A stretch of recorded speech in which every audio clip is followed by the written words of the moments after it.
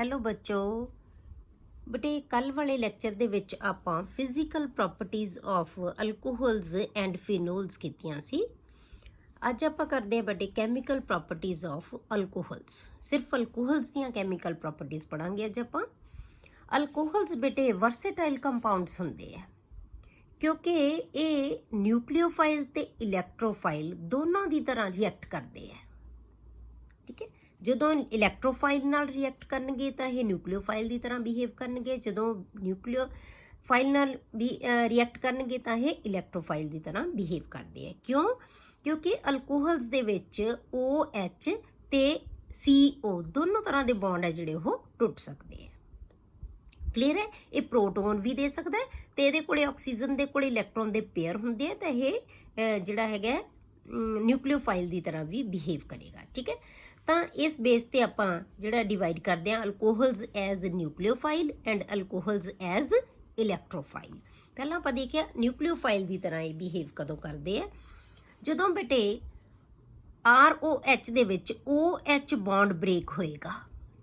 O ਤੇ H ਦਾ bond ਜਦੋਂ break ਹੋਏਗਾ ਉਦੋਂ ਇਹ ਉਹਨਾਂ ਰਿਐਕਸ਼ਨਸ ਦੇ ਵਿੱਚ ਇਹ ਨਿਊਕਲੀਓਫਾਈਲ ਦੀ ਤਰ੍ਹਾਂ ਬਿਹੇਵ ਕਰੇਗਾ ਕਿਉਂਕਿ ਇਲੈਕਟ੍ਰੋਫਾਈਲ ਹੈ ਜਿਹੜਾ ਉਹ ਇਹਦੇ ਤੇ ਅਟੈਕ ਕਰ ਸਕਦਾ ਹੈ ਇਲੈਕਟ੍ਰੋਨ ਦੇ ਉੱਤੇ, ਤਾਂ ਉਦੋਂ ਇਹ ਨਿਊਕਲੀਓਫਾਈਲ ਦੀ ਤਰ੍ਹਾਂ ਬਿਹੇਵ ਕਰੇਗਾ। ਠੀਕ ਹੈ, ਜਦੋਂ O ਤੇ H ਦਾ ਬੌਂਡ ਬ੍ਰੇਕ ਹੋਏਗਾ।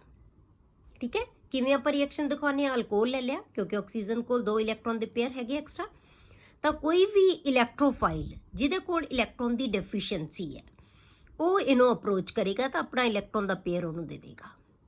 ਠੀਕ ਹੈ, ਇਹ ਸਪੀਸ਼ੀਜ਼ ਇਲੈਕਟ੍ਰੋਫਾਈਲ ਇਹਦੇ ਨਾਲ ਅਟੈਚ ਹੋ ਜਾਏਗੀ। ਹੁਣ ਇਹ ਨਿਊਕਲੀਓਫਾਈਲ ਕਿਉਂ ਹੈ? ਕਿਉਂਕਿ ਇਲੈਕਟ੍ਰੋਫਾਈਲ ਇਹਦੇ ਨਾਲ ਅਟੈਚ ਹੋ ਸਕਦਾ ਹੈ। ਠੀਕ ਹੈ, ਉਹ ਹੋ ਜਾਏਗਾ ਤਾਂ H ਹੈ ਜਿਹੜਾ ਉਹ ਕੀ ਹੈ, ਬਹੁਤ ਈਜ਼ੀਲੀ ਜਿਹੜਾ ਇਲੈਕਟ੍ਰੋਨ ਛੱਡ ਕੇ ਜਾਂ ਐਜ਼ ਪ੍ਰੋਟੋਨ ਬਾਹਰ ਆਸਾਨੀ ਨਾਲ ਨਿਕਲ ਜਾਂਦਾ ਹੈ। ਇਹ ਬਹੁਤ ਅੱਛਾ ਲਿਵਿੰਗ ਗਰੁੱਪ ਹੈ। ਪ੍ਰੋਟੋਨ ਹੈ ਜਿਹੜਾ ਬਾਹਰ ਨਿਕਲ ਜਾਏਗਾ H ਪੋਜ਼ਿਟਿਵ ਲੈ ਕੇ ਤੇ ਕਾਰਬਨ ਇਹਦੇ ਨਾਲ ਅਟੈਚ ਹੋ ਗਈ। ਕਲੀਅਰ ਹੋ ਗਿਆ? ਹੁਣ ROR ਦਾ ਜਾਂ ਕਹਿ ਲਓ COC ਦਾ ਬੌਂਡ ਹੈ ਜਿਹੜਾ ਉਹ ਬਣ ਜਾਏਗਾ।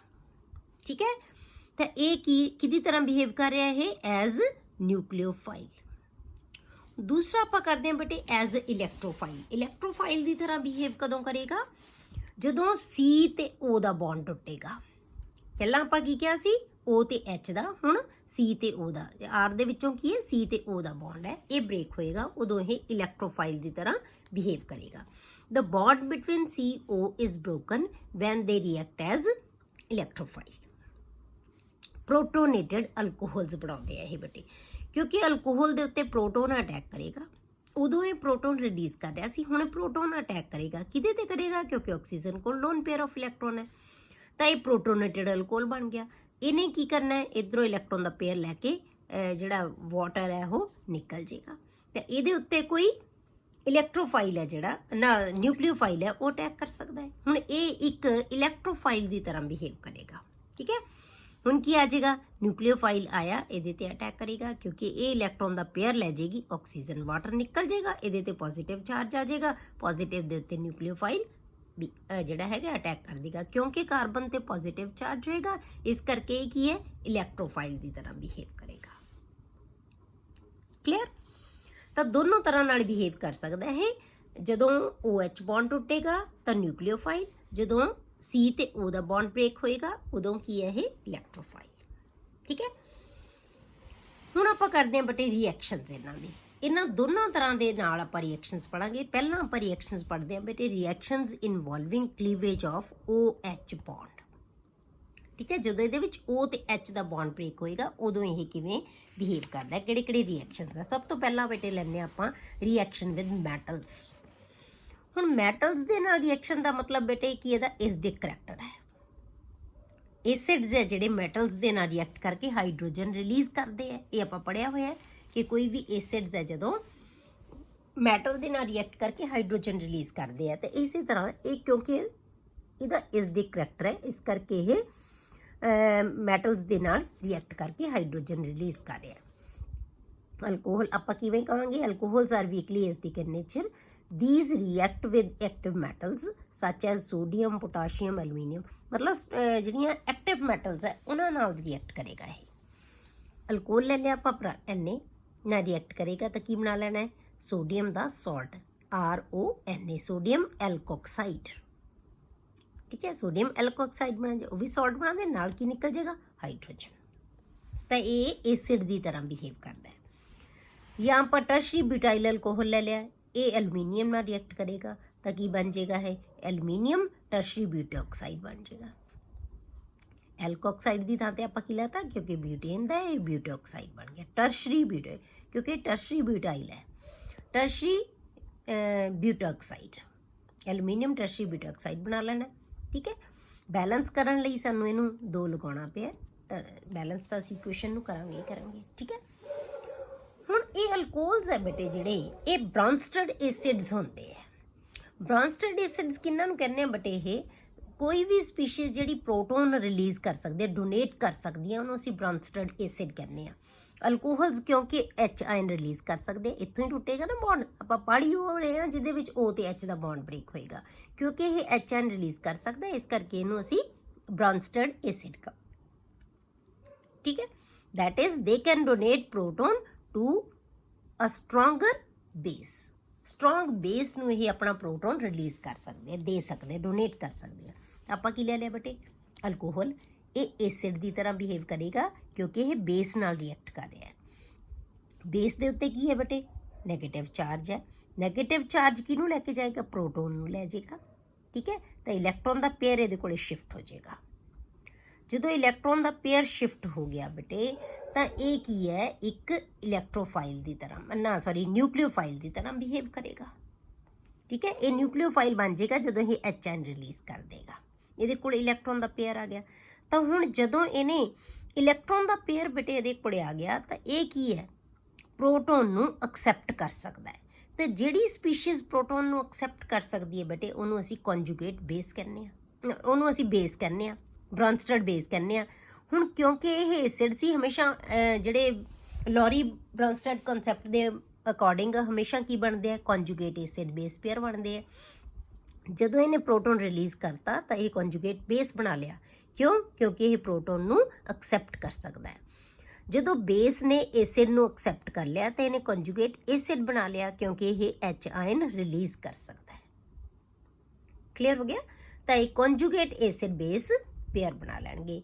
एसिड है जिहड़ा वीक एसिड स्ट्रोंग बेस बनाता है या कॉन्जुगेट पेयर बनाता है, तो strong base weak conjugate acid बनाता है। ये आपां पढ़िया होया बेटे +1 दे विच।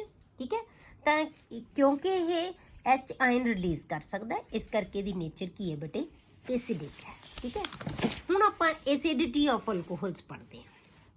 इहदी आपां दस्सिया क्योंकि मैटल्स नाल रिएक्ट करदा कि एसिडिक करैक्टर इहदे विच हैगा। हुण आपां दसदे हां बेटे कि इन्हां दी एसिडिक नेचर क्यों है। The acidic nature of alcohols is due to the polar nature of OH bond. हुण OH बॉन्ड है जिहड़ा बेटे वो पोलर हुंदा है, क्यों क्योंकि इलैक्ट्रोनैगेटिविटी ऑक्सीजन दी की है ज़्यादा है, इलैक्ट्रॉन के पेयर नूं अट्रैक्ट कर सकता है।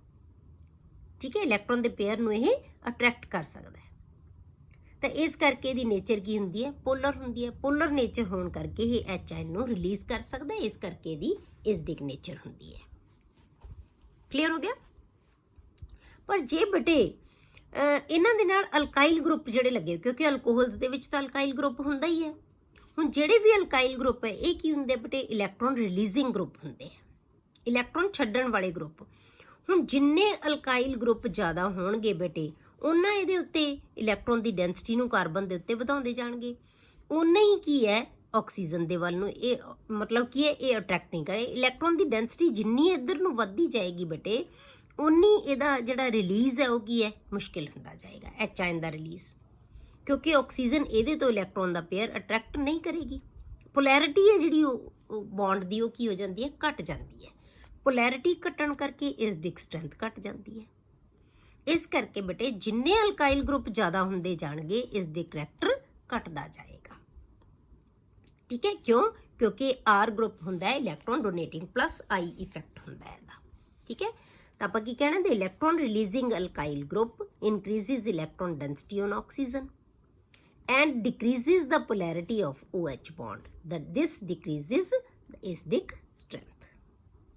ठीक है, जिहदे करके एसिडिक स्ट्रेंथ है जिहड़ी ਘਟ ਜਾਂਦੀ ਹੈ।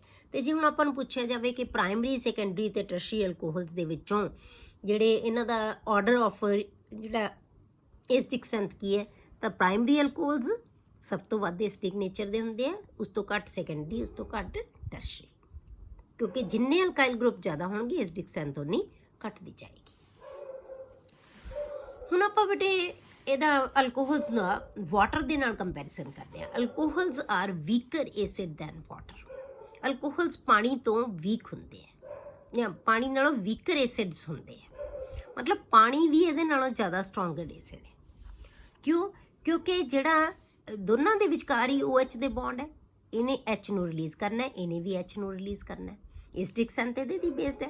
ਹੁਣ ਆਕਸੀਜਨ ਨੇ ਇਹਦੇ ਤੋਂ ਵੀ ਇਲੈਕਟ੍ਰੋਨ ਨੂੰ ਅਟਰੈਕਟ ਕਰਨਾ ਹੈ, ਇਹਦੇ ਤੋਂ ਵੀ ਆਕਸੀਜਨ ਨੇ ਅਟਰੈਕਟ ਕਰਨਾ ਹੈ ਇਲੈਕਟ੍ਰੋਨ ਨੂੰ, ਠੀਕ ਹੈ। ਪਰ ਇਧਰਲੇ ਪਾਸੇ ਬਟੇ R ਗਰੁੱਪ ਲੱਗਿਆ ਹੋਇਆ, ਜਿਹੜਾ ਕਿ ਇਲੈਕਟ੍ਰੋਨ ਦੀ ਡੈਂਸਿਟੀ ਨੂੰ ਆਕਸੀਜਨ ਦੇ ਉੱਤੇ ਵਧਾ ਰਿਹਾ ਹੈ, ਜਿਸ ਕਰਕੇ ਇਹ ਘੱਟ ਪਾਵਰ ਨਾਲ H ਤੋਂ ਇਲੈਕਟ੍ਰੋਨ ਨੂੰ ਖਿੱਚੇਗਾ, ਠੀਕ ਹੈ। ਤਾਂ H ਆਇਨ ਦਾ ਰਿਲੀਜ਼ ਇਹਦੇ ਕੰਪੈਰੀਟਿਵਲੀ ਮੁਸ਼ਕਿਲ ਹੋਏਗਾ। ਇਹ ਪੂਰੀ ਪਾਵਰ ਨਾਲ ਹੀ ਇਲੈਕਟ੍ਰੋਨ ਦੀ, ਇਹਦੇ ਨਾਲੋਂ ਜ਼ਿਆਦਾ ਪਾਵਰ ਦੇ ਨਾਲ ਇਲੈਕਟ੍ਰੋਨ ਨੂੰ ਆਪਣੇ ਵੱਲ ਅਟਰੈਕਟ ਕਰ ਰਿਹਾ, ਤਾਂ H ਆਇਨ ਦਾ ਰਿਲੀਜ਼ ਕੀ ਹੋਏਗਾ ਬਟੇ? ਸੌਖਾ ਹੋ ਜਾਏਗਾ, ਠੀਕ ਹੈ। ਤਾਂ ਇਸ ਕਰਕੇ ਵਾਟਰ ਹੈ ਜਿਹੜਾ ਈਜ਼ੀਲੀ H ਆਇਨ ਦੇ ਦਿੰਦਾ ਹੈ ਅਲਕੋਹਲ ਦੇ ਕੰਪੈਰੀਟਿਵਲੀ। ਇਸ ਕਰਕੇ ਵਾਟਰ ਹੈ ਜਿਹੜਾ ਉਹ ਅਲਕੋਹਲਸ ਨਾਲੋਂ ਵੱਧ ਐਸਿਡਿਕ ਨੇਚਰ ਦਾ ਹੁੰਦਾ ਹੈ, ਠੀਕ ਹੈ। ਇਹਨੂੰ ਆਪਾਂ ਬੇਟੇ ਰਿਐਕਸ਼ਨ ਦੀ ਹੈਲਪ ਦੇ ਨਾਲ ਜਿਹੜਾ ਹੈਗਾ ਅੰਡਰਸਟੈਂਡ ਕਰ ਸਕਦੇ ਹਾਂ। ਜਿਵੇਂ ਆਪਾਂ ਰਿਐਕਸ਼ਨ ਲੈ ਲਿਆ, ਜਦੋਂ ਇਹਨੇ H ਆਇਨ ਰਿਲੀਜ਼ ਕਰਤਾ ਤਾਂ ਇਹ ਬੇਸ ਬਣ ਗਿਆ। ਆਪਾਂ ਕਿਹਾ ਨਾ ਪਿੱਛੇ ਕਿ ਕੰਜੂਗੇਟ ਬੇਸ ਬਣਾ ਲੈਂਦੇ ਆ, ਇਹ ਬੇਸ ਬਣ ਗਿਆ।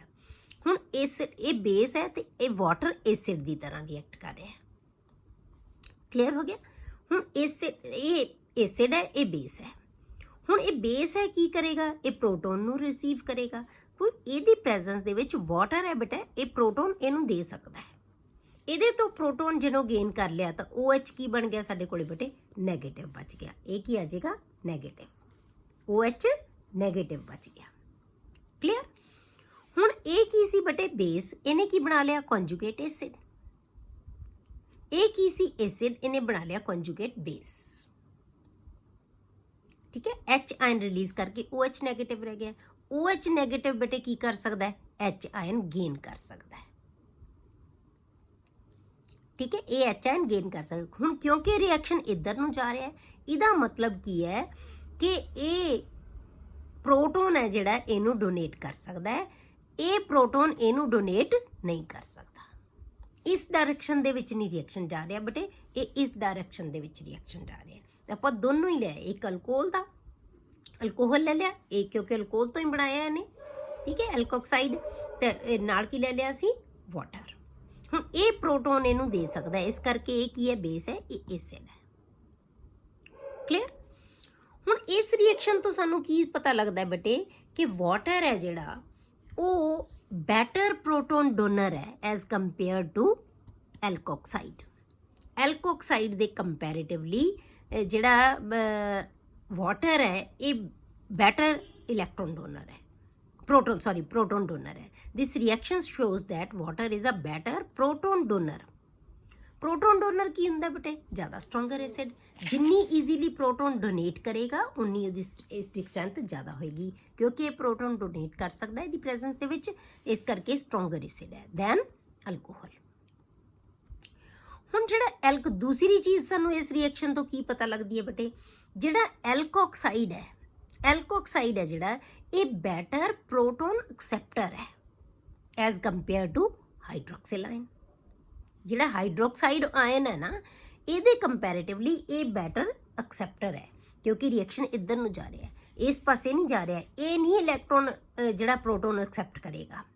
ਤਾਂ ਇਹਦਾ ਮਤਲਬ ਕੀ ਹੋਇਆ ਬੇਟੇ ਕਿ ਜਿਹੜੇ ਐਲਕੋਕਸਾਈਡਸ ਹੈਗੇ ਹੈ ਉਹ ਸਟਰੋਂਗਰ ਬੇਸ ਹੁੰਦੇ ਹੈ as compare to hydroxide ion. ਜਿਵੇਂ ਆਪਾਂ ਵਾਟਰ ਕਿਹਾ ਨਾ ਸਟਰੋਂਗਰ ਐਸਿਡ ਹੈ ਐਜ਼ ਕੰਪੇਅਰ ਟੂ ਅਲਕੋਹਲ, ਇਹ ਸਟਰੋਂਗਰ ਐਸਿਡ ਹੈ ਐਜ਼ ਕੰਪੇਅਰ ਟੂ ਅਲਕੋਹਲ, ਇਹ ਸਟਰੋਂਗਰ ਬੇਸ ਹੈ as compare to hydroxide ion, ਠੀਕ ਹੈ। ਹਾਈਡਰੋਕਸਾਈਡ ਆਇਨ ਜਿਵੇਂ ਆਪਾਂ ਐਗਜ਼ਾਮਪਲ ਲੈ ਲਈਏ ਕਿ ਸੋਡੀਅਮ ਐਥੋਕਸਾਈਡ ਹੈ ਨਾ is a stronger base than sodium hydroxide.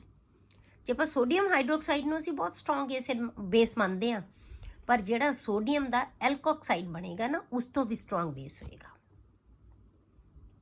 ਠੀਕ ਹੈ, ਕਿਉਂਕਿ ਹਾਈਡਰੋਕਸਾਈਡ ਦੇ ਕੰਪੈरेटिवली ਐਲਕੋਕਸਾਈਡ ਜਿਹੜਾ ਬਣੇਗਾ ਉਹ ਬਹੁਤ ਈਜ਼ੀਲੀ ਪ੍ਰੋਟੋਨ ਨੂੰ ਰਿਸੀਵ ਕਰੇਗਾ। ਕਲੀਅਰ ਹੋ ਗਿਆ। ਅਲਕੋਹਲਸ ਹੈ ਬਟੇ ਇਹ ਬ੍ਰੌਨਸਟਡ ਬੇਸਿਸ ਦੀ ਤਰ੍ਹਾਂ ਵੀ ਬਿਹੇਵ ਕਰਦੇ ਹੈ। ਆਪਾਂ ਹੁਣੇ ਕਿਹਾ ਕਿ ਬ੍ਰੌਨਸਟਡ ਐਸਿਡਸ ਹੁੰਦੇ ਆ, ਇਹ ਬ੍ਰੌਨਸਟਡ ਬੇਸ ਦੀ ਤਰ੍ਹਾਂ ਵੀ ਬਿਹੇਵ ਕਰਦੇ ਆ। ਇਹ ਕਿਉਂ? ਕਿਉਂਕਿ ਆਕਸੀਜਨ ਕੋਲ ਬੇਟੇ ਜਿਹੜੇ ਹੈਗੇ ਆ ਅਨਪੇਅਰਡ ਇਲੈਕਟ੍ਰੋਨ ਹੁੰਦੇ ਆ ਜਾਂ ਅਨਸ਼ੇਅਰਡ ਇਲੈਕਟ੍ਰੋਨ ਆ ਜਿਹੜੇ ਉਹ ਹੁੰਦੇ ਆ। ਇਹਨਾਂ ਇਲੈਕਟ੍ਰੋਨਸ ਦੀ ਪ੍ਰੈਜ਼ੈਂਸ ਦੇ ਕਰਕੇ ਇਹ ਪ੍ਰੋਟੋਨ ਨੂੰ ਰਿਸੀਵ ਕਰ ਸਕਦੇ ਆ। ਤਾਂ ਜਿਹੜੀ ਸਪੀਸ਼ੀਜ਼ ਪ੍ਰੋਟੋਨ ਨੂੰ ਰਿਸੀਵ ਕਰ ਸਕਦੀ ਹੈ ਬੇਟੇ ਉਹਨੂੰ ਆਪਾਂ ਕੀ ਕਹਿੰਦੇ ਆ? ਬ੍ਰੌਨਸਟਡ ਬੇਸ। ਤਾਂ ਇਹ ਕੀ ਕਰੇਗਾ? ਸਲਫਿਊਰਿਕ ਐਸਿਡ ਦੀ ਪ੍ਰੈਜ਼ੈਂਸ ਦੇ ਵਿੱਚ H ਜਿਹੜਾ H ਆਇਨ ਦੇ ਸਕਦੀ ਹੈ ਜਿਹੜੀ ਸਪੀਸ਼ੀਜ਼, ਤਾਂ ਇਹਦੇ ਤੋਂ H ਆਇਨ ਗੇਨ ਕਰ ਲਏ, ਇੱਥੋਂ H ਜਾਏਗਾ, H ਆਇਨ ਇਹਦੇ 'ਤੇ ਅਟੈਕ ਕਰ ਦੇਗਾ, HSO4 ਨੈਗੇਟਿਵ ਰਹਿ ਗਿਆ। ਇਹਨੂੰ ਅਸੀਂ ਪ੍ਰੋਟੋਨੇਟਡ ਅਲਕੋਹਲ ਕਹਿੰਦੇ ਹਾਂ। ਹੁਣ ਇਹ ਪ੍ਰੋਟੋਨੇਟਡ ਅਲਕੋਹਲ ਕਿਉਂ ਬਣਾ ਸਕਦੇ ਆ ਕਿਤੇ? ਕਿਉਂਕਿ ਇਹਦੇ ਕੋਲ ਲੋਨ ਪੇਅਰ ਆਫ ਇਲੈਕਟ੍ਰੋਨ ਹੈਗੀ ਹੈ। ਠੀਕ ਹੈ, alcohols can act as Bronsted bases also. This is due to the presence of unshared electron pairs on oxygen, which makes alcohols proton acceptors. ਤਾਂ ਜਿਹੜੀ ਸਪੀਸ਼ੀਜ਼ ਪ੍ਰੋਟੋਨ ਐਕਸੈਪਟਰ ਹੈ ਬੇਟੇ ਉਹਨੂੰ ਅਸੀਂ ਕਹਿੰਦੇ ਹਾਂ Bronsted base। ਕਲੀਅਰ ਹੋ ਗਿਆ।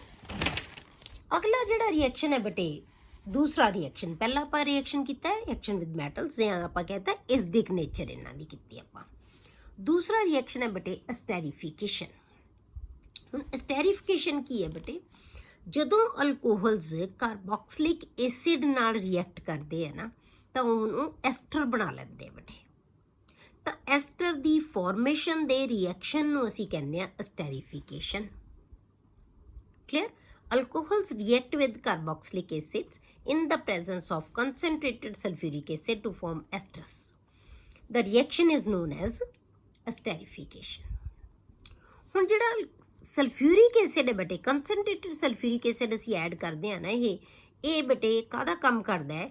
ਇੱਕ ਤਾਂ ਇਹ ਪ੍ਰੋਟੋਨ ਡੋਨਰ ਹੈ, ਠੀਕ ਹੈ, ਕਿ ਇਹ ਪ੍ਰੋਟੋਨੇਟਿੰਗ ਏਜੰਟ ਹੈ, ਪ੍ਰੋਟੋਨ ਦੇ ਸਕਦਾ ਹੈ ਨਾ ਇਹ।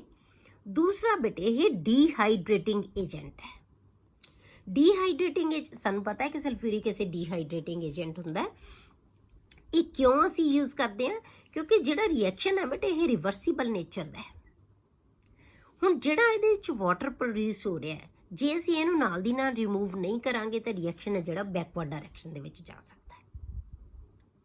ਤਾਂ ਇਹਨੂੰ ਰਿਮੂਵ ਕਰਨ ਲਈ, ਇਹਨੂੰ ਡੀਹਾਈਡਰੇਟ ਕਰਨ ਲਈ, ਪਾਣੀ ਨੂੰ ਰਿਮੂਵ ਕਰਨ ਲਈ ਸਲਫਿਊਰਿਕ ਐਸਿਡ ਹੈ ਜਿਹੜਾ ਡੀਹਾਈਡਰੇਟਿੰਗ ਏਜੰਟ ਦਾ ਵੀ ਕੰਮ ਕਰਦਾ ਹੈ ਕਿਉਂਕਿ ਇਹ ਰਿਵਰਸੀਬਲ ਰਿਐਕਸ਼ਨ ਹੈ। ਕਲੀਅਰ ਹੋ ਗਿਆ। Sulphuric acid act as protonating agent as well as dehydrating agent as the reaction is reversible in nature। ਆਪਾਂ ਅਲਕੋਹਲ ਲੈ ਲਿਆ ਪਲੱਸ ਐਸਿਡ ਲੈ ਲਿਆ ਤੇ H ਆਇਨ ਦੀ ਪ੍ਰੈਜ਼ੈਂਸ ਦੇ ਵਿੱਚ ਇਹਨੇ ਕੀ ਬਣਾ ਲਿਆ? Aster R-COOR plus H2O। Alcohol ਤੋਂ ਬੇਟੇ H ਜਾਏਗਾ ਕਿਉਂਕਿ ਅਸੀਂ ਰਿਐਕਸ਼ਨ ਕਿਹੜੇ ਕਰ ਰਹੇ ਹਾਂ? OH ਬੌਂਡ ਦੀ ਕਲੀਵੇਜ ਵਾਲੇ।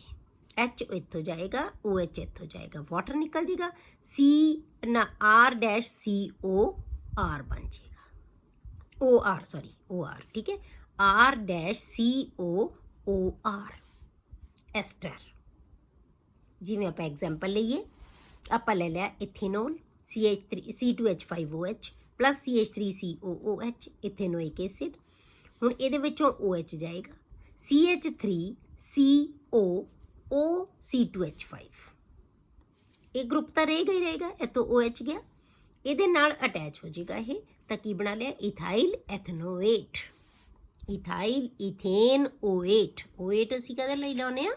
ਅਲਕਾਈਲ O8 ਹੁੰਦਾ ਹੈ ਜਿਹੜਾ ਐਸਟਰਸ ਦਾ ਨੇਮ ਜਦੋਂ ਅਸੀਂ ਲਿਖਦੇ ਹਾਂ। ਕਲੀਅਰ। ਅਗਲਾ ਰਿਐਕਸ਼ਨ ਹੈ ਬੇਟੇ ਰਿਐਕਸ਼ਨ ਵਿਦ ਅਸਾਈਲ ਕਲੋਰਾਈਡ ਔਰ ਐਸਿਡ ਐਨਹਾਈਡਰਾਈਡ। ਹੁਣ ਇਹ ਅਸਾਈਲ ਹੈਲਾਈਡ ਤੇ ਐਸਿਡ ਐਨਹਾਈਡਰਾਈਡ ਦੋਨਾਂ ਨਾਲ ਰਿਐਕਟ ਕਰਦੇ ਆ, ਇਹਨੂੰ ਅਸੀਂ ਅਸਾਈਲੇਸ਼ਨ ਰਿਐਕਸ਼ਨ ਕਹਿ ਦਿੰਦੇ ਹਾਂ। ਜਿਵੇਂ ਉਹਨੂੰ ਐਸਟੈਰੀਫਿਕੇਸ਼ਨ ਕਹਿੰਦੇ ਆ ਨਾ, ਐਸਿਡ ਤੋਂ ਜਦੋਂ ਬਣਾਉਂਦਾ ਹੈ ਐਸਟਰ ਤਾਂ ਐਸਟੈਰੀਫਿਕੇਸ਼ਨ ਕਹਿੰਦੇ ਆ। ਇਹ ਵੀ ਐਸਟੈਰੀਫਿਕੇਸ਼ਨ ਹੈ, ਇਸ ਆਪਾਂ ਐਸਟਰ ਵੀ ਬਣਾਉਣਾ, ਪਰ ਇਸ ਪ੍ਰੋਸੈਸ ਨੂੰ ਕਿਹਾ ਜਾਂਦਾ ਹੈ ਅਸਾਈਲੇਸ਼ਨ, ਕਿਉਂਕਿ ਅਸਾਈਲ ਗਰੁੱਪ ਇਹਦੇ ਨਾਲ ਅਟੈਚ ਹੈ। RC ਆਪਾਂ ਕਹਿ ਲਓ OR ਗਰੁੱਪ ਇਹਦੇ ਨਾਲ ਅਟੈਚ ਹੋਏਗਾ, ਅਸਾਈਲ ਗਰੁੱਪ ਅਟੈਚ ਹੋਏਗਾ, ਠੀਕ ਹੈ। ਤੇ ਇਸ ਕਰਕੇ ਆਪਾਂ ਇਹਨੂੰ ਕੀ ਕਹਿੰਦੇ ਆ, ਅਸਾਈਲੇਸ਼ਨ। RCO ਗਰੁੱਪ ਇਹਦੇ ਨਾਲ ਅਟੈਚ ਹੋ ਜਾਏਗਾ, ਮਤਲਬ ਆ ਗਰੁੱਪ ਇੱਥੋਂ ਟੁੱਟੇਗਾ, RCO ਇਹਦੇ ਨਾਲ ਅਟੈਚ ਹੋ ਜਾਏਗਾ। ਕਲੀਅਰ? ਇਸ ਕਰਕੇ ਇਹਨੂੰ ਕਹਿੰਦੇ ਆ ਅਸਾਈਲੇਸ਼ਨ। ਅਸਾਈਲ ਗਰੁੱਪ, ਇਹ ਅਸਾਈਲ ਗਰੁੱਪ ਹੁੰਦਾ ਬੇਟੇ, ਠੀਕ ਹੈ। ਇਹਨੂੰ ਅਸਾਈਲ ਕਲੋਰਾਈਡ ਕਹਿੰਦੇ ਆ ਨਾ ਆਪਾਂ, ਇਹ ਅਸਾਈਲ ਜਿਹੜਾ ਕਲੋਰਾਈਡ ਹੈ ਤਾਂ ਇਹਨੂੰ ਅਸੀਂ ਅਸਾਈਲੇਸ਼ਨ ਕਹਿੰਦੇ ਆ, ਕਿਉਂਕਿ ਇਹਦਾ ਐਡੀਸ਼ਨ ਇਹਦੇ ਵਿੱਚ ਇਹਦੇ ਨਾਲ ਅਟੈਚ ਹੋ ਜਾਏਗਾ। ਤਾਂ ਆਪਾਂ ਰਿਐਕਸ਼ਨ ਕੀ ਕਰਾਂਗੇ, ਅਲਕੋਹਲ ਪਲੱਸ ਐਸਿਡ ਕਲੋਰਾਈਡ। ਹੁਣ ਜਾਂ ਅਸੀਂ ਇਹਨੂੰ ਅਸਾਈਲ ਕਲੋਰਾਈਡ ਕਹਿੰਦੇ ਆ। ਪਿਰੀਡੀਨ ਦੀ ਪ੍ਰੈਜ਼ੈਂਸ ਦੇ ਵਿੱਚ ਇਹ ਰਿਐਕਸ਼ਨ ਹੁੰਦਾ ਤਾਂ ਕੀ ਹੋਏਗਾ, RCO ਤਾਂ ਆਉਣਾ ਹੀ ਆਉਣਾ ਹੈ, RCOOR ਇਹਦੇ ਤੋਂ ਆ ਜਾਏਗਾ ਤਾਂ ਕੀ ਬਣ ਗਿਆ, ਐਸਟਰ ਪਲੱਸ HCl। ਹੁਣ ਕਿਉਂਕਿ ਇਹਦੇ ਵਿੱਚ HCl ਪ੍ਰੋਡਿਊਸ ਹੋ ਰਿਹਾ ਹੈ ਤਾਂ ਪਿਰੀਡੀਨ ਬੇਸ ਦੀ ਪ੍ਰੈਜ਼ੈਂਸ ਦੇ ਵਿੱਚ ਇਹ ਰਿਐਕਸ਼ਨ ਕੀਤਾ ਜਾਂਦਾ ਹੈ। ਕਲੀਅਰ? ਐਗਜ਼ਾਮਪਲ ਆਪਾਂ ਲੈ ਲਈਏ ਦੀ ਬੇਟੇ, CH3CH2OH, ਇਥੇਨੋਲ ਲੈ ਲਿਆ, ਇਥੇਨੋਇਲ ਕਲੋਰਾਈਡ ਲੈ ਲਿਆ ਆਪਾਂ, ਠੀਕ ਹੈ, ਅਸਾਈਲ ਕਲੋਰਾਈਡ ਜਾਂ ਐਸੀਟਾਈਲ ਕਲੋਰਾਈਡ, ਕਿਉਂਕਿ ਐਸਟਿਕ ਐਸਿਡ ਦਾ ਕਲੋਰਾਈਡ ਹੈ ਇਹ, ਐਸਟਿਕ ਐਸਿਡ ਤੋਂ ਬਣਾਇਆ ਤਾਂ ਇਹਨੂੰ ਐਸੀਟਾਈਲ ਕਲੋਰਾਈਡ ਵੀ ਕਹਿੰਦੇ ਆ, ਠੀਕ ਹੈ। ਤਾਂ ਇਹਦਾ ਅਸੀਂ ਰਿਐਕਸ਼ਨ ਕੀਤਾ ਤਾਂ ਇਹਨੇ ਕਰ ਲਿਆ ਇਥਾਈਲ ਇਥੇਨੋਏਟ, CH3CO OC2 CH2CH3, ਇਹ ਗਰੁੱਪ ਸਾਰਾ ਇਹਦੇ ਨਾਲ ਅਟੈਚ ਹੋ ਜਾਏਗਾ। O ਤੋਂ ਲੈ ਕੇ CH3CO ਤਾਂ ਇਹ ਆਏਗਾ, ਇੱਥੋਂ O CH2CH3, H ਇੱਥੋਂ ਜਾਏਗਾ, Cl ਇੱਥੋਂ ਜਾਏਗਾ, HCl ਬਾਹਰ ਨਿਕਲ ਜਾਏਗਾ। ਕਲੀਅਰ ਹੋ ਗਿਆ? ਹੁਣ ਜੇ ਬੇਟੇ ਇਹਨੂੰ ਅਸੀਂ ਅਸਾਈਲੇਸ਼ਨ ਰਿਐਕਸ਼ਨ ਕਹਿੰਦੇ ਆ, ਕਿਉਂਕਿ RCO ਗਰੁੱਪ ਇਹਦੇ ਨਾਲ ਜਿਹੜਾ ਐਸਟਰ ਦੀ ਫਾਰਮੇਸ਼ਨ ਕਰਦਾ ਹੈ। ਪਰ ਜੇ ਅਸੀਂ ਬੇਟੇ ਐਸਟਿਕ ਐਸਿਡ ਦਾ ਕਲੋਰਾਈਡ ਲੈ ਲਈਏ, ਠੀਕ ਹੈ, ਐਸੀਟਾਈਲ ਕਲੋਰਾਈਡ ਲੈ ਲਿਆ, ਤੇ ਇਸ ਜਿਹੜਾ ਇਥੇਨੋਲ ਲੈ ਲਿਆ, ਇਹ ਵੀ 2 ਕਾਰਬਨ ਦਾ ਸੀ, ਠੀਕ ਹੈ। ਤਾਂ ਜਦੋਂ ਇਹ ਰਿਐਕਸ਼ਨ ਹੁੰਦਾ ਹੈ ਨਾ ਬੇਟੇ, ਉਹਨੂੰ ਅਸੀਂ ਐਸੀਟਾਈਲੇਸ਼ਨ ਵੀ ਕਹਿ ਦਿੰਦੇ ਹਾਂ। ਅਸਾਈਲੇਸ਼ਨ ਤਾਂ ਸਾਰੇ ਰਿਐਕਸ਼ਨ ਜਿਹੜੀ ਮਰਜ਼ੀ ਤੁਸੀਂ ਅਸਾਈਲ ਗਰੁੱਪ ਲੱਗੇਗਾ ਤਾਂ ਉਹਨੂੰ ਅਸਾਈਲੇਸ਼ਨ ਕਹਿੰਦੇ ਆ। ਪਰ ਜੇ ਜੇ ਆਪਾਂ ਕਹਿ ਲਓ ਤੁਸੀਂ ਐਸੀਟਾਈਲ ਕਲੋਰਾਈਡ ਤੋਂ ਜੇ ਬਣੇ ਤਾਂ ਉਹਨੂੰ ਅਸੀਂ ਐਸੀਟਾਈਲੇਸ਼ਨ ਕਿਹਾ ਜਾਂਦਾ ਹੈ। ਐਸਾਈਲੇਸ਼ਨ ਤਾਂ ਕਾਮਨ ਹੈਗਾ ਹੀ ਹੈਗਾ ਸਾਰਿਆਂ ਲਈ, ਠੀਕ ਹੈ। ਹੁਣ ਇਸੇ ਤਰ੍ਹਾਂ ਅਸੀਂ ਐਨਹਾਈਡਰਾਈਡ ਤੋਂ ਰਿਐਕਸ਼ਨ ਕਰਦੇ ਹਾਂ ਬੇਟੇ, ਐਨਹਾਈਡਰਾਈਡ ਨਾਲ ਅਲਕੋਹਲ ਐਨਹਾਈਡਰਾਈਡ ਨਾਲ ਰਿਐਕਟ ਕਰੇਗਾ, RCO2O। ਐਨਹਾਈਡਰਾਈਡ ਕਿਵੇਂ ਬਣਦਾ ਬੇਟੇ, ਐਸਿਡਸ ਦੇ 2 ਮੋਲੀਕਿਊਲਸ ਦੇ ਵਿੱਚੋਂ ਇੱਕ ਵਾਟਰ ਮੋਲੀਕਿਊਲ ਰਿਪਲੇਸ ਹੋ ਜਾਂਦਾ ਤਾਂ ਕੀ ਬਣਾ ਲੈਂਦਾ, ਐਸਿਡ ਐਨਹਾਈਡਰਾਈਡ। ਜਦੋਂ ਇਹਦੇ ਨਾਲ ਰਿਐਕਟ ਕਰੇਗਾ ਬੇਟੇ ਤਾਂ ਕੀ ਹੋਏਗਾ, ਇੱਕ ROCO ਗਰੁੱਪ ਲੱਗੇਗਾ OR ਨਾਲ ਤਾਂ ਐਸਟਰ ਬਣ ਜਾਏਗਾ, ਇੱਕ R-CO O ਇੱਕ ਹੋਰ ਹੈਗਾ ਇਹਦੇ ਕੋਲੇ ਤੇ H, ਇਹ ਕੀ ਬਣਾ ਲੇਗਾ, ਐਸਿਡ। ਤਾਂ ਇੱਕ ਐਸਟਰ ਬਣੇਗਾ ਤੇ ਇੱਕ ਐਸਿਡ ਬਣੇਗਾ। ਐਸਿਡ ਉਹ ਬਣੇਗਾ ਜਿਹੜਾ ਐਨਹਾਈਡਰਾਈਡ ਦੇ ਵਿੱਚ R ਹੈ, ਤਾਂ ਐਸਟਰ ਦੇ ਵਿੱਚ ਦੋਨੋਂ R ਹੋਣਗੇ, ਅਲਕੋਹਲ ਤੋਂ ਵੀ ਆਏਗਾ ਤੇ ਐਨਹਾਈਡਰਾਈਡ ਤੋਂ ਵੀ ਆਏਗਾ। ਪਰ ਜਿਹੜਾ ਐਸਿਡ ਬਣੇਗਾ ਉਹ ਕਿਤੋਂ ਬਣੇਗਾ, ਐਨਹਾਈਡਰਾਈਡ ਤੋਂ। ਕਲੀਅਰ? ਜਿਹੜਾ ਐਸਿਡ ਬਣਨਾ ਹੈ, ਜਿੰਨੇ ਕਾਰਬਨ ਦਾ ਐਨਹਾਈਡਰਾਈਡ ਹੋਏਗਾ ਉਨੇ ਹੀ ਕਾਰਬਨ ਦਾ ਐਸਿਡ ਬਣੇਗਾ, ਠੀਕ ਹੈ। ਹੁਣ ਆਪਾਂ ਲੈ ਲਈ ਐਗਜ਼ਾਮਪਲ ਬੇਟੇ ਦੀ, ਐਸਟਿਕ ਐਨਹਾਈਡਰਾਈਡ ਲੈ ਲਿਆ, ਐਸਟਿਕ ਐਸਿਡ ਦੇ 2 ਮੋਲੀਕਿਊਲਸ ਤੋਂ ਇੱਕ ਵਾਟਰ ਮੋਲੀਕਿਊਲ ਰਿਪਲੇਸ ਹੋ ਕੇ ਇਹਦੇ ਨਾਲ ਇਥੇਨੋਲ ਅਸੀਂ ਐਡ ਕੀਤੀ ਤਾਂ ਕੀ ਬਣਾਏਗਾ, ਇਥਾਈਲ ਇਥੇਨੋਏਟ, CH3CO, ਠੀਕ ਹੈ। ਇੱਥੋਂ ਜਾਏਗਾ OCH2CH3, ਠੀਕ ਹੈ, ਇੱਥੋਂ ਟੁੱਟਿਆ ਤਾਂ ਇਹਦੇ ਨਾਲ ਅਟੈਚ ਹੋ ਜਾਏਗਾ। ਇੱਥੋਂ H ਜਾਏਗਾ, CH3COOH ਇਹਦੇ ਨਾਲ ਅਟੈਚ ਹੋ ਜਾਏਗਾ ਤਾਂ ਐਸਿਡ ਬਣ ਜਾਏਗਾ। ਮਤਲਬ ਇੱਥੋਂ ਬ੍ਰੇਕ ਹੋਏਗਾ, ਇਹਦੇ ਨਾਲ ਐਸਿਡ ਬਣ ਜਾਣਾ ਤਾਂ ਇਹਦੇ ਨਾਲ OCH2CH3 ਮਤਲਬ OR ਇਹਦੇ ਨਾਲ ਅਟੈਚ ਹੋ ਜਾਏਗਾ ਤਾਂ ਐਸਟਰ ਬਣ ਜਾਏਗਾ। ਕਲੀਅਰ? ਮਤਲਬ ਕਿ ਸਾਰੇ ਐਸਟਰ ਬਣਾ ਰਹੇ, ਐਸਿਡ ਵੀ ਜਿਹੜਾ ਐਸਟਰ ਬਣਾ ਰਿਹਾ ਹੈ, ਐਸਿਡ ਕਲੋਰਾਈਡ ਵੀ ਐਸਟਰ ਬਣਾ ਰਿਹਾ ਹੈ ਤੇ ਐਸਿਡ ਐਨਹਾਈਡਰਾਈਡ ਵੀ ਐਸਟਰ ਬਣਾ ਲਿਆ। ਤਾਂ ਤੁਸੀਂ ਇਕੱਠਾ ਰਿਐਕਸ਼ਨ ਵੀ ਲਿਖ ਸਕਦੇ ਹੋ ਬੇਟੇ ਕਿ ਅਲਕੋਹਲਸ ਹੈ ਜਿਹੜੇ ਕਾਰਬੋਕਸਿਲਿਕ ਐਸਿਡ ਨਾਲ ਵੀ ਰਿਐਕਟ ਕਰਦੇ ਹੈ, ਐਸਿਡ ਕਲੋਰਾਈਡਸ ਨਾਲ ਵੀ ਰਿਐਕਟ ਕਰਦੇ ਹੈ ਤਾਂ ਐਸਿਡ ਐਨਹਾਈਡਰਾਈਡ ਨਾਲ ਵੀ ਰਿਐਕਟ ਕਰਦੇ ਆ। ਸਾਰਿਆਂ ਨਾਲ ਰਿਐਕਟ ਕਰਕੇ ਕੀ ਬਣਾ ਰਹੇ ਆ ਬੇਟੇ, ਇਹ ਐਸਟਰਸ ਹੀ ਬਣਾ ਰਹੇ ਆ, ਐਸਟਰਸ ਦੀ ਹੀ ਫਾਰਮੇਸ਼ਨ ਹੁੰਦੀ ਹੈ ਇਹਦੇ ਵਿੱਚ, ਠੀਕ ਹੈ। ਅਗਲਾ ਜਿਹੜਾ ਬੇਟੇ ਰਿਐਕਸ਼ਨ ਹੈ ਉਹ ਹੈ, ਇੱਥੋਂ ਆਪਾਂ ਇਹਨੂੰ ਐਸਾਈਲੇਸ਼ਨ ਰਿਐਕਸ਼ਨ ਕਿਉਂ ਕਹਿੰਦੇ ਆ, ਦਾ hydrogen of alcohol is replaced by RCO। RCO group ਕਿਹੜਾ ਬੇਟੇ, acyl group. Acyl group forming ester. ਠੀਕ ਹੈ, ਇਹਦੀ H ਹੈ ਜਿਹੜੀ ਉਹ ਕਿਹਦੇ ਨਾਲ ਰਿਪਲੇਸ ਹੋ ਗਈ? ਐਸਾਈਲ ਗਰੁੱਪ ਦੇ ਨਾਲ ਰਿਪਲੇਸ ਹੋ ਗਈ। ਦਿਸ ਰਿਐਕਸ਼ਨ ਇਜ਼ ਕਾਲਡ ਅਸਾਈਲੇਸ਼ਨ ਰਿਐਕਸ਼ਨ। ਅਗਲੀ ਜਿਹੜੀ ਪ੍ਰੈਪਰੇਸ਼ਨ ਹੈ ਬੇਟੇ ਆਪਾਂ ਕਰਦੇ ਹਾਂ ਫਰੋਮ ਗ੍ਰਿਗਨੈਡ ਰੀਜੈਂਟ। ਗ੍ਰਿਗਨੈਡ ਰੀਜੈਂਟ ਤੋਂ ਅਸੀਂ ਪ੍ਰਿਪੇਅਰ ਕਰ ਸਕਦੇ ਹਾਂ ਜਿਹੜੇ ਹੈਗੇ ਰਿਐਕਟ ਕਰਦੇ, ਪ੍ਰਿਪੇਅਰ ਨਹੀਂ ਕਰਦੇ, ਰਿਐਕਟ ਹੈ ਗ੍ਰਿਗਨੈਡ ਰੀਜੈਂਟ ਦੇ ਨਾਲ ਵੀ ਰਿਐਕਟ ਕਰਦੇ ਆ। ਰਿਐਕਟ ਕਰਕੇ ਕੀ ਬਣਾਉਂਦੇ ਆ ਬੇਟੇ? ਇਹ ਹਾਈਡਰੋਕਾਰਬਨਸ, ਅਲਕੇਨਸ ਬਣਾ ਲੈਂਦੇ ਆ ਜਦੋਂ ਅਲਕੋਹਲਸ ਗ੍ਰਿਗਨੈਡ ਰੀਜੈਂਟ ਨਾਲ ਰਿਐਕਟ ਕਰਦੇ ਆ। ਆਪਾਂ ਲੈ ਲਿਆ ਅਲਕੋਹਲ ਪਲੱਸ ਆਪਾਂ ਕੀ ਲੈ ਲਿਆ ਬੇਟੇ? ਗ੍ਰਿਗਨੈਡ ਰੀਜੈਂਟ RMgX, R ਡੈਸ਼ ਲਗਾਤਾ ਅਸੀਂ। ਹੁਣ ਤੁਸੀਂ ਕੀ ਧਿਆਨ ਕਰਨਾ ਬੇਟੇ? ਜਿਹੜਾ ਅਲਕੇਨ ਬਣੇਗੀ ਉਹਦੇ ਵਿੱਚ ਜਿਹੜਾ R ਆਏਗਾ ਨਾ ਉਹ ਕਿੱਥੋਂ ਆਏਗਾ? ਗ੍ਰਿਗਨੈਡ ਰੀਜੈਂਟ ਤੋਂ। ਇੱਥੋਂ H, ਕਿਉਂਕਿ ਅਸੀਂ ਰਿਐਕਸ਼ਨ ਹੀ ROH ਵਾਲੇ ਕਰ ਰਹੇ ਹਾਂ, ਇੱਥੋਂ H ਜਾਏਗਾ, ਇੱਥੋਂ R ਆਏਗਾ ਤਾਂ ਕੀ ਬਣ ਜਾਏਗਾ? RH। ਅਲਕੇਨ, ਅਲਕਾਈਲ ਦੇ ਨਾਲ H ਜਦੋਂ ਅਲਕਾਈਲ ਨੂੰ ਮਿਲ ਗਿਆ ਤਾਂ ਕੀ ਬਣ ਜਾਏਗੀ? ਅਲਕੇਨ ਬਣ ਜਾਏਗੀ। ਪਲੱਸ RO ਇਹਦੇ ਨਾਲ ਜੁੜ ਜਾਏਗਾ MgX ਦੇ ਨਾਲ, ROMgX। ਕਲੀਅਰ? ਐਗਜ਼ਾਮਪਲ ਆਪਾਂ ਲੈ ਲਈਏ, ਸਪੋਜ਼ ਕਰ ਆਪਾਂ ਲੈ ਲਿਆ ਮਿਥੇਨੋਲ ਜਾਂ ਮਿਥਾਈਲ ਅਲਕੋਹਲ, ਤਾਂ ਆਪਾਂ ਨਾਲ ਲੈ ਲਿਆ ਇਥਾਈਲ ਮੈਗਨੀਸ਼ੀਅਮ ਬ੍ਰੋਮਾਈਡ। ਤਾਂ ਇੱਥੋਂ ਇਥਾਈਲ ਗਰੁੱਪ ਆਏਗਾ C2H5, ਇੱਥੋਂ ਆ ਗਿਆ H ਤਾਂ ਕੀ ਬਣ ਗਿਆ? C2H6 ਈਥੇਨ। ਪਲੱਸ ਕੀ ਬਣ ਜਾਏਗਾ? CH3O MgBr। ਕਲੀਅਰ? ਹੁਣ ਧਿਆਨ ਕੀ ਕਰਨਾ ਹੈ ਕਿ ਜਿਹੜੇ ਅਲਕੇਨ ਬਣਨੀ ਹੈ ਉਹਦੇ ਵਿੱਚ ਜਿਹੜਾ ਅਲਕੇਨ ਕਿੰਨੇ ਕਾਰਬਨ ਦੀ ਬਣੇਗੀ ਬੇਟੇ? ਜਿੰਨੇ ਕਾਰਬਨ ਦਾ ਗ੍ਰਿਗਨੈਡ ਰੀਜਨ ਦੇ ਵਿੱਚ R ਹੈ, ਅਲਕਾਈਲ ਗਰੁੱਪ ਹੈ, ਉਹੀ ਸਾਡੇ ਕੋਲੇ ਅਲਕੇਨ ਬਣੇਗੀ, ਉਨੇ ਹੀ ਕਾਰਬਨ ਦੀ ਅਲਕੇਨ ਬਣੇਗੀ।